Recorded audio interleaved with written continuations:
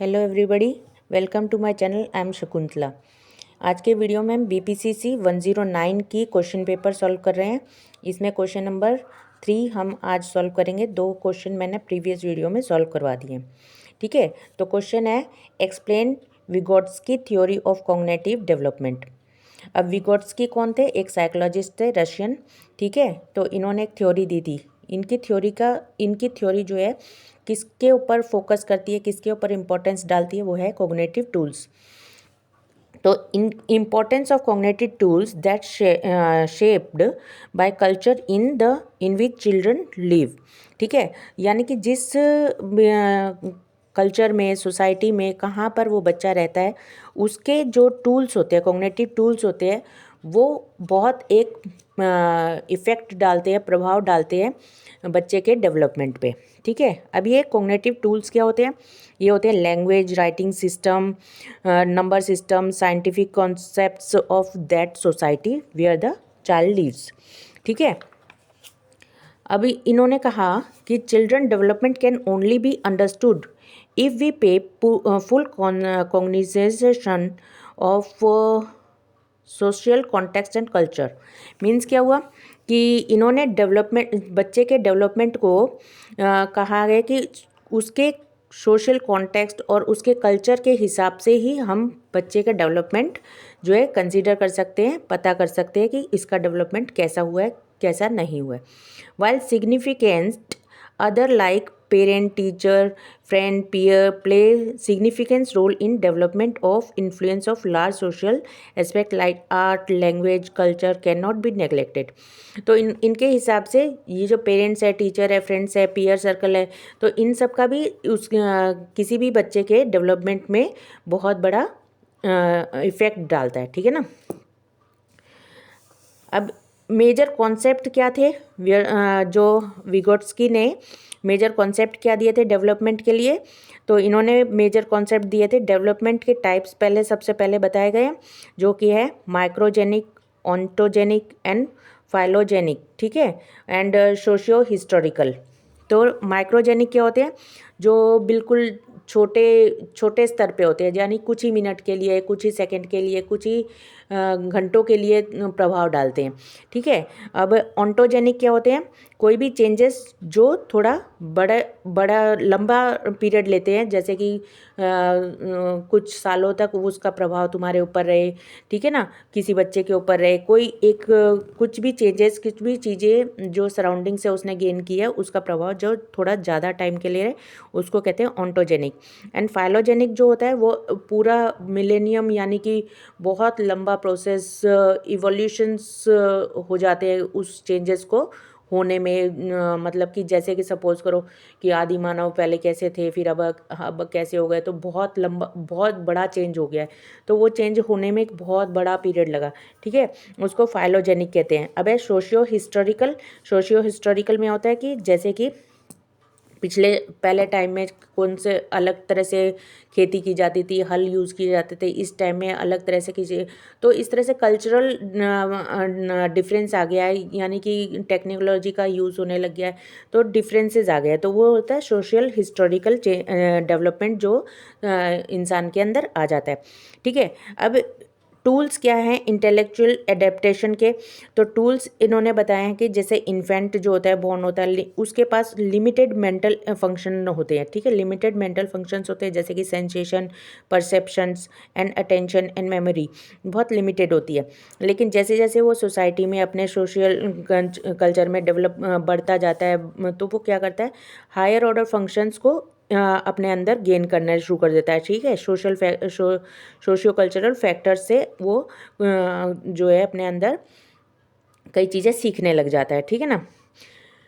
तो कल्चर क्या करता है, उसको प्रोवाइड करता है, क्या प्रोवाइड करता है? Ability and divergent thinking provide करता है बच्चे को, जिसकी वजह से बच्चा क्या करता है, एक्वायर करता है थिंकिंग, प्रॉब्लम सॉल्विंग, स्ट्रेटेजी, ये सब चीज़ें एक्वायर करता है। कहाँ से एक्वायर करता है? अपने सराउंडिंग से, एनवायरनमेंट से, अपने पेरेंट्स से, अपने पीयर से, और अपने सोशल कल्चर से। ठीक है ना। अब है zone proximal development. Zone proximal development क्या होता है? It refer to the development that child can reach with adult guidance and level eight which child function without their help. ठीक है, तो जोन प्रॉक्सिमल डेवलपमेंट क्या होता है, यानी कि पेरेंट्स गाइड करते हैं कि भाई पेंसिल पकड़ के उसको लिखना सिखाते हैं, हाथ पकड़ के उसको लिखना सिखाते हैं, तो गाइड कर रहे हैं, यानी उनकी हेल्प से वो लिखना शुरू करता है। लेकिन बाद में क्या होता है, वो उनकी बिना हेल्प के भी वो लिखता रहता है। ठीक है ना, यानी कि पहले हेल्प करते हैं, जिसकी हेल्प से वो कुछ एक स्किल सीखता है, कुछ भी चीज़ अपने अंदर डेवलप करता है, और फिर उसको विदाउट हेल्प भी कर लेता है, तो उसको कहते हैं जोन प्रॉक्सिमल डेवलपमेंट। ठीक है ना, अब आता है सेकंड उसका टॉपिक आता है जो विगोट्स्की ने दिया है, वो है स्कैफोल्डिंग।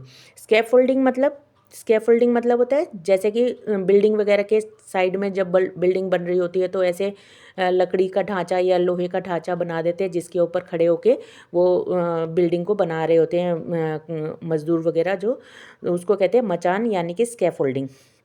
उसी तरह से जो बच्चे हैं उनके डेवलपमेंट के लिए जो टीचर्स हैं, जो पेरेंट्स हैं, वो क्या काम करते हैं, स्कैफोल्डिंग का, मचान का काम करते हैं, यानी कि वो हेल्प करते हैं, उनको गाइड करते हैं, उनको ऊपर उठने में मदद करते हैं, उनको हर चीज़ सीखने में मदद करते हैं। ठीक है, और फिर वो जब बच्चे सीख जाते हैं तो वो उसके बाद वो खुद से भी वो चीज़ें करने लग जाते हैं। कोई भी चीज़, कोई भी स्किल जो है टीचर या पेरेंट्स या एल्डर्स गाइड करते हैं, जिनको वो सीख के फिर आगे पहले उनकी गाइडेंस में करते हैं, उसके बाद उसको यूज़ करके अपने ग्रोथ करते हैं, डेवलपमेंट करते हैं। ठीक है ना, नेक्स्ट टॉपिक है गाइडेड पार्टिसिपेशन। गाइडेड पार्टिसिपेशन में क्या है, जैसे कि बच्चे को मालूम है कि मेरे को ब्लॉक्स उठाने हैं, मेरे को ब्लॉक्स कलेक्ट करके यहाँ रखने हैं, वो उसको आता है, लेकिन यहाँ पर गाइड किया जाए कि भाई कलरफुल ब्लॉक इस बॉक्स में डालने हैं, ये रेड कलर के इसमें डालने हैं, ब्लू कलर के इसमें डालने हैं, तो वो अब उसको गाइड किया जा रहा है कि भाई उसको कुछ डिफरेंट चीज़ करनी है, तो एंकरेज किया जा रहा है, गाइड किया जा रहा है उसके ठीक है ना, तो इस तरह से उसको हेल्प की जाती है, डेवलपमेंट में ये भी हेल्प करता है। ठीक है ना, नेक्स्ट आता है कल्चरल एंड थॉट। अबे इन्होंने कहा impact of culture on development बहुत पड़ता है बच्चों के। ठीक है ना, तो due to the diverse extra exposure to city children various culture. अब यहाँ पर बोल रहे हैं कि उन्होंने एक एक्सपेरिमेंट करके देखा कि कुछ रूरल एरिया के बच्चों को जाके पूछा एक क्वेश्चन, और फिर वही क्वेश्चन जाके सिटी वाले बच्चों से पूछा, तो उन्होंने देखा कि रूरल वालों बच्चों के आंसर लगभग बराबर थे, सेम थे, और सिटी वाले बच्चों के लगभग सेम थे, और मगर दोनों के आपस में डिफरेंसेस थे, यानी कि कल्चरल डिफरेंस भी पड़ता है किसी भी थॉट प्रोसेस में बच्चों के। ठीक है ना, अब आता है नेक्स्ट हमारा language and thought. Language and thought भी हमारा क्या करता है, कॉग्निटिव डेवलपमेंट में हेल्प करता है। तो जो नेटिव लैंग्वेज होती है बच्चे की, नेटिव लैंग्वेज जो होती है उसके कल्चर कैसा है, वहाँ का कल्चर कैसा है, वो उसकी सोच कैसी बनेगी, वो उस पर डिपेंड करता है कि किस कल्चर में किस लैंग्वेज को वो गेन कर रहा है, उस लैंग्वेज में किस तरह की उसने पढ़ा है या उसने सुना है, कितने नॉर्म्स हैं, क्या कंडीशंस हैं। अब जैसे तुमने देखा होगा कि कुछ कल्चर होते हैं जिनमें बहुत ज़्यादा नॉर्म्स होते हैं कि भाई ओपन में नहीं जाना है, ये नहीं है, वो नहीं है, और कुछ में बिल्कुल कोई कंडीशंस नहीं होती हैं ज़्यादा। ठीक है ना, तुम देखते हो, मैं अभी धर्मों के नाम वगैरह तो नहीं लूँगी ना, तो इस तरह से तुम अपने आप ही समझदार हो, समझ गए होगे कि लैंग्वेज एंड थॉट भी हमारे डेवलपमेंट में इफ़ेक्ट डालते हैं, है ना। तो इस तरह से विगोट्स्की ने ये सारे के सारे पॉइंट्स दिए थे, मेजर टॉपिक कॉन्सेप्ट दिए थे, जिसकी की कॉग्निटिव डेवलपमेंट जो है हमारे सराउंडिंग पे डिपेंड करती है, हमारे सोशल कल्चर पे डिपेंड करती है, हमारे टूल्स पे, जो हमारे कॉग्निटिव टूल्स हैं आसपास में हमारे, उनको गेन करके, उनको समझ के बच्चा एक्वायर करता है। ठीक है ना, तो ये थी हमारी विगोट्स्की की थ्योरी, और नेक्स्ट क्वेश्चन हम नेक्स्ट वीडियो में डिस्कस करेंगे। Okay, please subscribe, share and like my video. Okay, thank you.